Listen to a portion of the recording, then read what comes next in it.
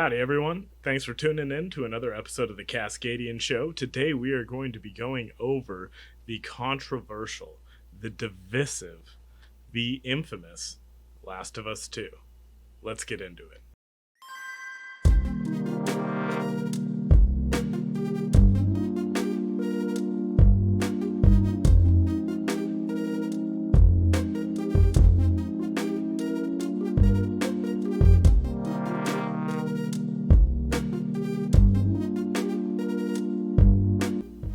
Alright, so 2020 has been a blast, hasn't it? Crazy upside down year. And just one of the smaller things to show how crazy our society is right now is The Last of Us 2 release. It came out and the internet exploded. Either you hated it and never played it, or loved it and never played it. And hopefully you're one of the normal folks like myself and don't involve yourself in Facebook, Twitter, Instagram, any of that. And if you did that, you probably enjoyed this game. But we're going to take a non-biased look at this game and see what was the big deal. So, it has now been over a month since The Last of Us 2 came out. It came out June 19th, 2020, and I think that's enough time to distance it from its very polarizing release. I'm going to be taking a good look at this game and giving you an unbiased opinion and trying a little bit to explain what the problems with the game was as far as the internet was concerned. I will start out with saying that I will have some spoilers in here. I'm not going to spoil the whole game as far as the true ending, but I feel like some spoilers are so ubiquitous at this point, they just have to be mentioned for context. The Last of Us, the original game, came out June 14th, 2013. I love this game. It is the only reason I even purchased a PS3, and I believe it is the only game I own on PS3 other than the game that came with it. I think I got the God of War Red PlayStation 3. So I was a huge fan of The Last of Us. It had a re-release June 2014 for PS4, and then, as I said, June 19th, 2020 of this year, it had the sequel. It was developed by Naughty Dog, and it was a PlayStation exclusive. Now, if you're not on Twitter, Instagram, Facebook, any of those guys, you may not have heard about the controversies behind this game. The game had a leak of its storyline and plot about a month before release, which showed that they handled characters from the first game pretty poorly, as well as it seemed they were trying to inject a large amount of identity politics. I really don't believe politics belongs in games, as it is a escapism hobby where you're trying to not worry about the concerns of the real world, just like if you were to read a Harry Potter book or any of those other types of fun escapist hobbies. But I also believe in the right for an artist. If you create something and it is your original IP, you should be able to put in it what you want. So I see both sides of this argument. Now, if you're unfamiliar with the Last of Us universe, it is a post-apocalyptic world where mushroom creatures / people, zombies, have taken over most of the world. The Last of Us 2 adds even more fungus humans to attack you as far as mobs go. So now we have runners, clickers, shamblers, bloaters, and stalkers? That's a lot of hard R's. I wonder if amongst each other they're like, "What's up, my clicker?" You know, you know what, that's fungus people talk. I probably shouldn't be talking about it. I got no fungus in me. So, anyways, you start the game off playing as Joel, the hero from the first game, and half of the protagonist from the first game, as you played as both Joel and Ellie in the first game. This game takes place about 4 years after the last game, and you guys are now living in a place called Jackson and living a somewhat peaceful life. You see from flashbacks that Joel and Ellie have grown distant, but they still do care for each other. You play for Joel for about maybe 20 minutes, and then you meet an untimely demise because of actions you have taken in the first game. This is what made a lot of people mad about this game. I'm okay with it. It was abrupt. I think the storytelling could have been a little bit better. but I think the people at Naughty Dog were trying to get across a unfair world type thing where they wanted everybody to know that even if you're a Superman in real life, you can die. I do get and appreciate that style of storytelling, but once again, with video games, no one's playing a Superman game to be a regular dude. But I guess in context, I think I don't know. I think it was alright. I think it could have been done better. It didn't ruin the game for me, but as they showed flashback and flashback and flashback of Joel, I did find myself wishing he was in the game more, as it was just an excellent character. He had that southern draw, he kept to himself, he was a very stoic archetype. I enjoyed playing him, and it wasn't because he was a male and all of this other nonsense that teens and young 20-year-olds fight about now. It was just a very much more likable character than any of the characters introduced in this game. So after that, you pick up with Ellie and her new girlfriend, or I think they're just starting to court. But you take off out of town in a revenge plot to kill the folks that are responsible for Joel dying. At this part of the game, I was still having a good time, even though Joel was gone. Ellie's girlfriend, I can't remember her name right off the top of my head, but she seemed pretty down at first. You're just like, okay, I got this. She's down to ride, cool.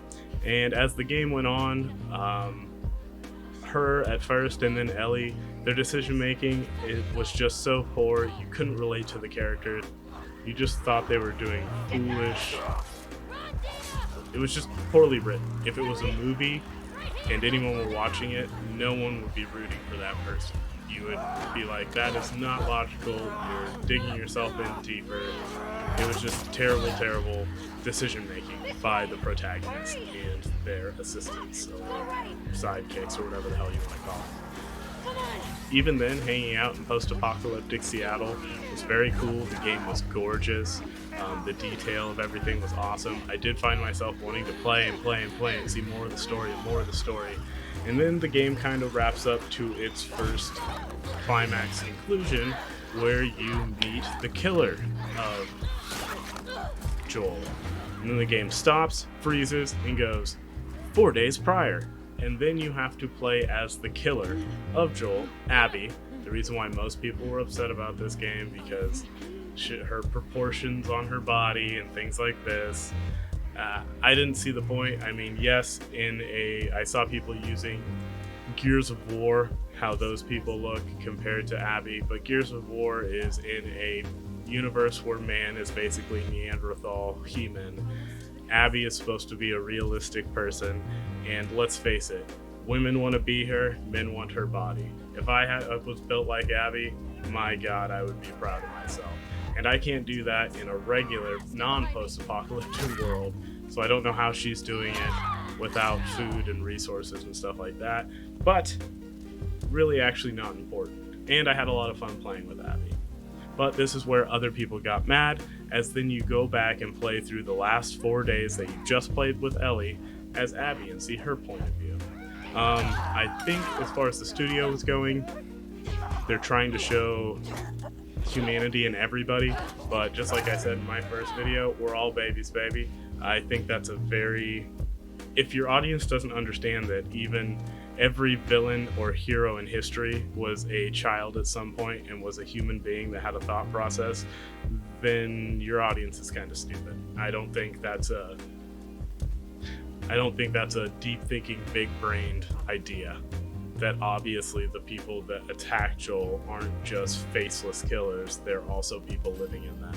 So for that to be profound, it's kind of lowbrow to me. But after playing a whole game as Ellie, I did kind of want to see conclusion to everything, and then it flips back and you're playing as Abby. And Abby was actually a lot of fun to play. I didn't find anybody super likable in her party either. I think she was the most likable person in her party. And the gameplay was much different. I mean, you got different weapons and upgrades for both Ellie and Allie. Ellie, I would say, kind of felt like you were playing an old Splinter Cell game, a little bit more tactful. And Abby, I often, by myself in my living room, was just yelling Abby smash, and just, it was more like playing Arkham Asylum. I mean, I was just manhandling the mushroom people. It was fun. It was fun. So you work your way through, kind of somewhat begrudgingly, after playing Abby, the person that killed, quite honestly, the most likable person, while very imperfect, but the most likable person in the game. You get all the way back to the original climax where Ellie and Abby meet. And Ellie is actually the final boss. And I thought that was kind of cool, but it was kind of weird killing yourself, you know, beating the hell out of yourself at least. And then that concludes. I won't say how it goes. And life goes on, and you think the game's over. And then all of a sudden it has a third act where you go back into it.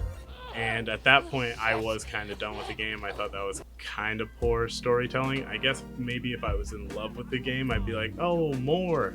I did not feel like that, but, you know, it was cool. So you go back and you do this third act, and the motivations you have in this third act, you almost completely betray at the end, only to come back and then do, and then betray again.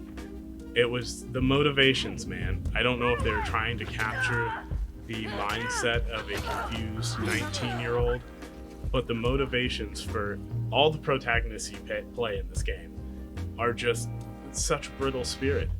They have a flashback that motivates them to do one thing, and then 5 seconds later they have a flashback that motivates them to do the exact opposite.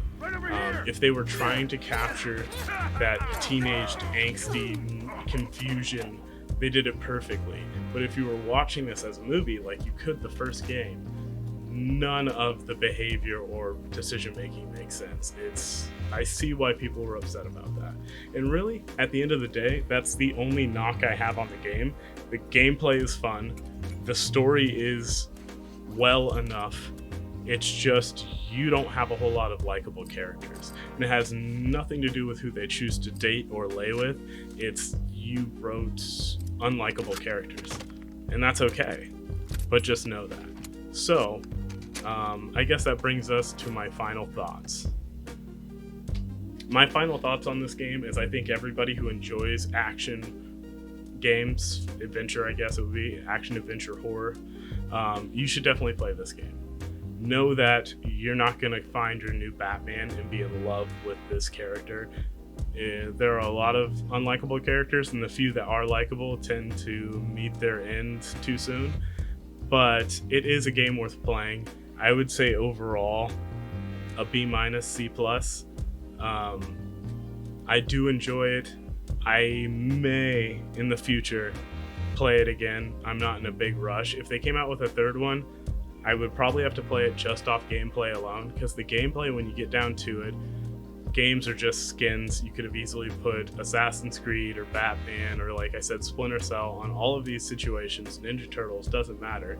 It's just a skin on a type of gameplay, and I enjoy the gameplay. The gameplay is really, really fun, and every little situation you get put in, whether it be against the mushroom zombies or real life psychopaths, it's always very fun. I know a lot of people were going, oh man, you feel bad about killing the dogs. I've never liked dogs, so I don't really have a problem with it, and it's a video game. I obviously would own a dog in real life, not my first animal, but I think that's just nitpicky. I mean, another thing to remember is a lot of these people make money. I make these videos for fun. It's fun just to edit and all that. But a lot of people make these movies and news sites for money. And what's going to make you click on it is, oh my gosh, they did this, they're doing that. We've got much, much more important things to deal with in 2020 as a society, as a mankind. So just play the game and have fun, and know that there's going to be some unlikable characters in it. So that's all I have for you. Hopefully you guys are all safe and healthy. Thanks to Tin Face for the new beat, and until next time, have a good one.